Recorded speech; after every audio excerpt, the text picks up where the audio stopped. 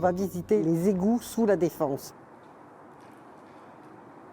Ce sont des milieux inaccessibles et assez dangereux, notamment au niveau du gaz et de la pression de l'eau.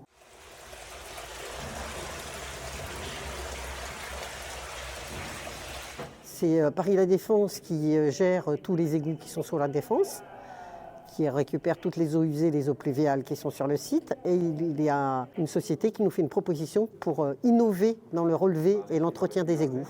Intégral Environnement, nous sommes l'AMO, l'assistant à maîtrise d'ouvrage de Paris La Défense. Intégral Environnement gère le bail assainissement de Paris La Défense. Nous sommes là pour piloter les interventions du délégataire, donc CIG, qui fait l'entretien des réseaux d'assainissement. Et là, la particularité, c'est qu'on vient travailler sur les réseaux profonds de la Défense avec aucune connexion. Donc des réseaux qui se situent à un niveau de parking à moins de 5 par rapport à la dalle de la Défense.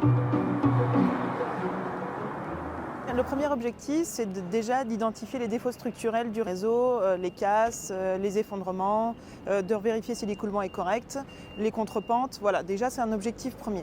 Le deuxième objectif, c'est de faire descendre en fait une technologie plutôt que des êtres humains.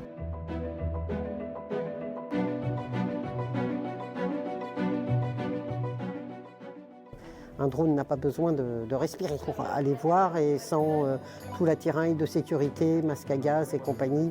L'humain, oui.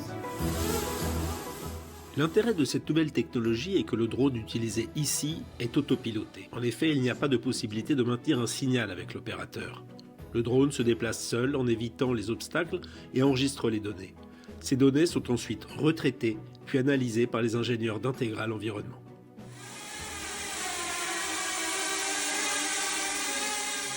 La réglementation en vigueur est de plus en plus sérieuse et contraignante, avec des durées limitées pour pouvoir descendre dans les réseaux et les inspecter. Et donc en fait, avec la technologie de drone, on peut éviter ces contraintes de temps. C'est beaucoup plus efficient, le drone est plus efficace et on a surtout des problématiques de sécurité qui sont limitées. Notamment pour la sécurité des agents qui n'ont pas besoin de descendre, besoin de passer beaucoup d'heures dans les réseaux, puisqu'on sait que dans les réseaux d'assainissement, on a pas mal de problématiques d'H2S.